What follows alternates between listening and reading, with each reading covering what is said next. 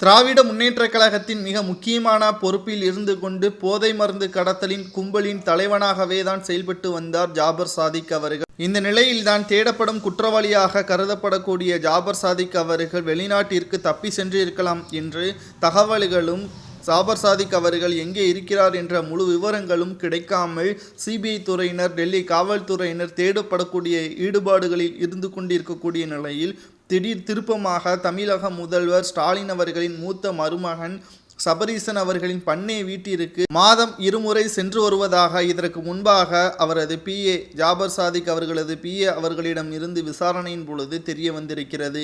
இந்த நிலையில்தான் அவரது வீட்டில் ஊட்டியில் தங்கியிருக்கலாம் என்ற ஒரு சந்தேகத்தின் அடிப்படையில் இன்று மாலை ஜாபர் சாதிக் அவரை கைது செய்வதற்காக சிபிஐ துறையினர், டெல்லி காவல்துறையினர் விரைந்து செல்ல உள்ளதாகவும் தகவல்கள் வெளியாகி இருக்கிறது. ஏற்கனவே செந்தில் பாலாஜி அவர்களின் மூலமாக சபரீசன் அவர்களுக்கும் திராவிட முன்னேற்றக் கழகத்தின் தலைமைக்கும் மிகப்பெரிய ஒரு சிக்கல் ஏற்பட்டிருந்தது. கிட்டத்தட்ட 8 மாதங்களாக இந்த பிரச்சனை மிகப்பெரிய ஒரு பூகம்பமாக வெடித்திருந்த நிலையில் அடுத்த பூகம்பம் சபரீசன் அவர்களுக்கு மிகப்பெரிய அளவில் ஜாபர் சாதிக் மூலமாக வந்திருக்கிறது என்றே நாம் கூறலாம்.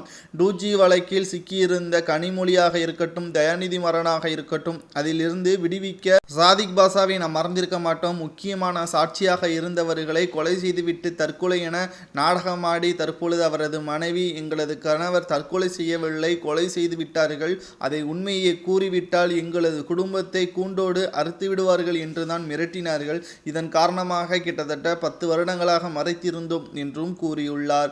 இதே போன்றுதான் ஜாபர் சாதிக்கின் நிலைமை வருமா? தேடப்படக்கூடிய நிலையில் அவர் உயிருடன் இருக்கிறாரா இல்லையா என்ற ஒரு சந்தேகமும் தற்பொழுது வரை மர்மமாகத்தான் இருக்கிறது. ஆனால் கடைசியாக சபரீசனை சந்தித்தது குறிப்பிடத்தக்கது. இந்த நிலையில்தான் அவரது பண்ணை வீட்டிற்கு சென்றிருக்கலாம் என்ற ஒரு சந்தேகத்தின் அடிப்படையில் ஜாபர் சாதிக்கை தேடக்கூடிய பணியில் சிபிஐ துறையினர் மும்முரமாக ஈடுபட்டிருக்கின்றனர்.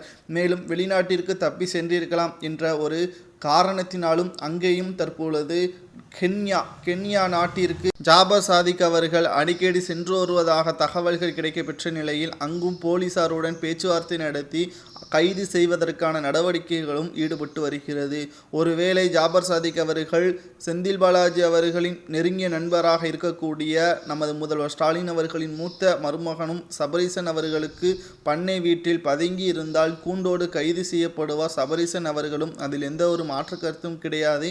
யாரு பிடியில் இருந்தும் மாட்டிவிடாமல் பதுங்கியிருக்கக்கூடிய ஜாபர் சாதிக் அவர்கள் கைது நடவடிக்கை மேற்கொண்டால் நிச்சயமாக நாம் கூறலாம், செந்தில் பாலாஜியை போல் உண்மைகளை கூறாமல் நாட்களை கடத்த மாட்டார் ஜாபர் சாதிக், பலி தாங்காமல் உண்மைகளை கூறுவார் என்றே நாம் கூறலாம். ஏனென்றால் சிபிஐ துறையினர் போதை மருந்து கடத்தல் பிரிவு போன்ற முக்கியமான துறைகளில் இருந்து விசாரணையும் நடத்தப்படும். இன்று மாலை கைது செய்யப்படுகிறார்களா என்றை நாம் பார்க்கலாம்.